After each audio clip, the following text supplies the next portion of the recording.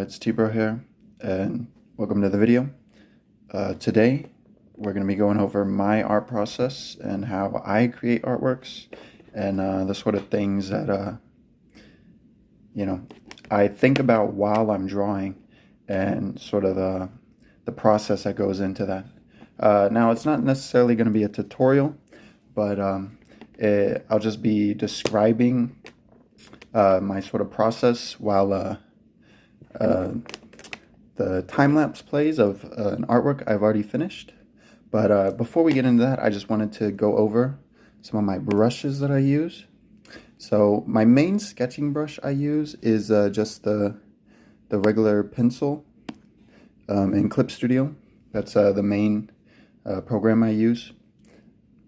So I just use the pencil. It's pretty. I'm on the right white. Okay, it's pretty nice. It's very rough, has a nice texture to it. I do enjoy using it. So that's what I use for sketches. What I use for inking is the Real G pen, and these are all default, I believe, just in Clip Studio. These are my settings for them. And I like the Real G pen, because with the default G pen that comes on this one, just the regular G pen, I think it's too smooth. So I just like the little bit of roughness that the Real G pen adds. Makes it feel more traditional in a way. And for my brush, when I want to do more inky sort of line work, I use this brush. It's the India inked dry ink brush. It's pretty nice. It's very textured, and I do enjoy that one a lot. I really like that one. So yeah, anyways, those are the main brushes I use. And also, when we get into coloring, basically the only brush I use when I'm doing an artwork that looks like this one that you see in the thumbnail is I only use the airbrush tool. I'll adjust the size depending on what I need to color, but for the most part, that's all I use for anything. So these are the 4 brushes that you should have. I use them all the time. For any artwork I do, these are my go-tos. You can use whatever you want, but these are what I like to use the most. So anyway, let's get into the video. So, you want to learn to draw like this, right? Well, today I'll explain my process on how I do draw things like this, and so you can get a little bit of insight on what it takes to draw something in this sort of way. So, without further ado, let's just hop right into it. When I first start out in a drawing like this, I like to just kind of sketch and sort of get a real rough idea of how I want to pose the character. And I do this in a sort of way where I don't really think about it too much. I just kind of sketch and scribble all over the place, as you can see. And then, after I do that, I kind of do a little bit more refined sort of sketch. It's not like super detailed or anything. It's just getting them more in the right spot of where I want them to be when I actually go into the more detailed work. And after that, you can see this is the part where I start honing in the details more, and this is my final sketch, I believe. And at this point, you really want to focus on where you're actually putting the details. It's not so much as getting them in the right spot, because that's what the 2 steps previous were for. This step, you're focusing on how you're setting up the final piece, or when you actually start inking.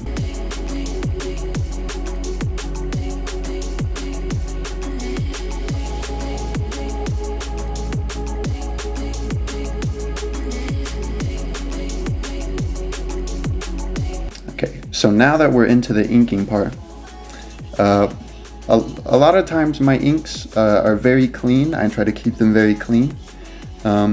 And what that means is I make sure my lines don't have any little jagged pieces coming off of them or anything like that.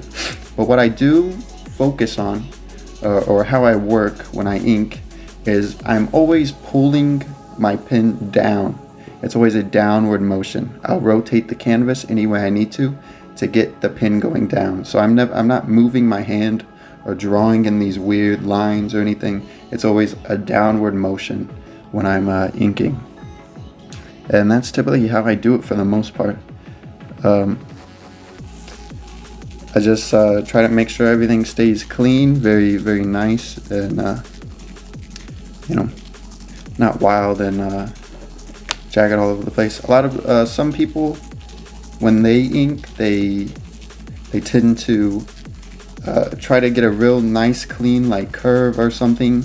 And if they don't get it, they use the backspace a lot or the undo button a lot.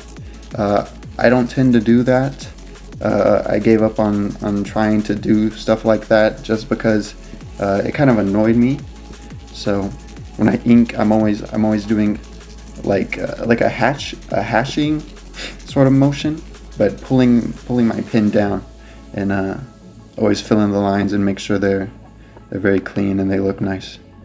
But I mean, there's not too much to describe on the inking process that much, so I'll just let it play out until we get to the coloring process, and then that's where it's a bit more in depth and I can kind of explain a bit more. But yeah.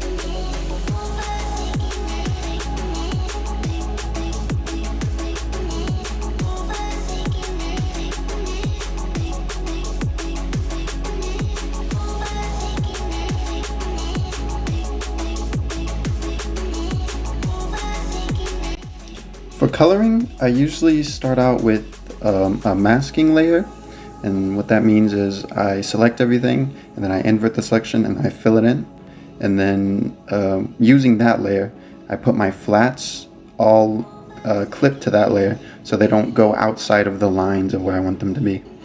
And for the shading, after I have all my flats down, I use an airbrush tool, and I just go over with the airbrush on a multiply layer with like a reddish or like a purplish tint, and I sort of just fill in where I think the shadow will be, and I just depend that off of like a imaginary light source that I predetermine, just whatever I'm feeling, whatever I decide would be best for the piece.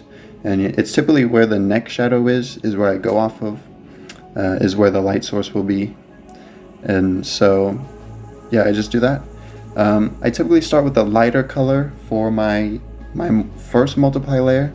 I end up adding other, like I layer multiply layers to get a darker feel, and you can see that right here.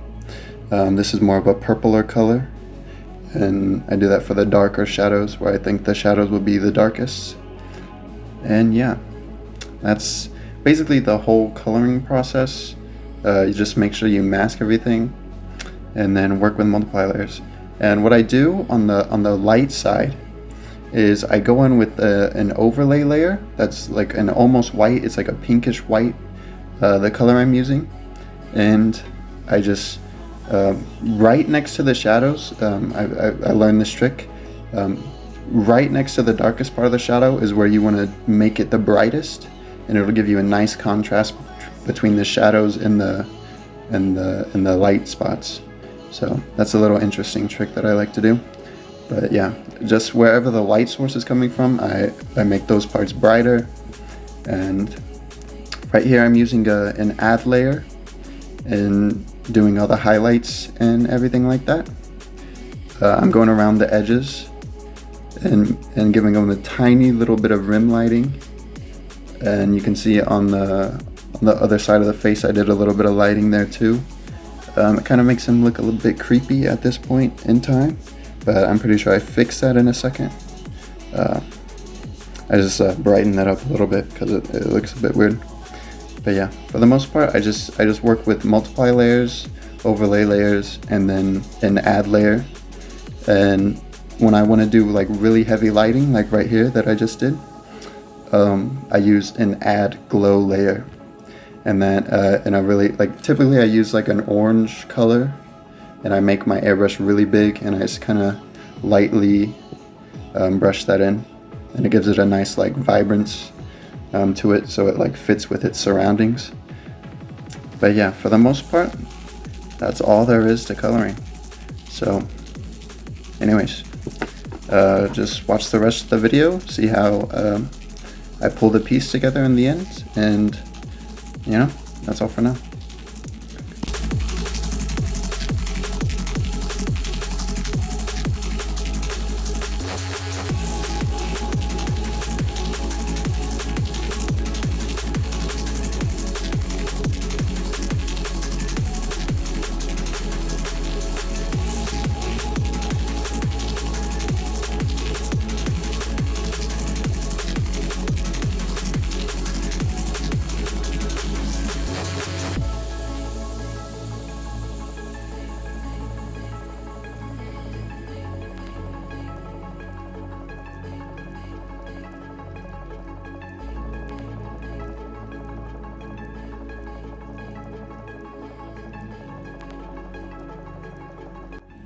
And that's the piece completed.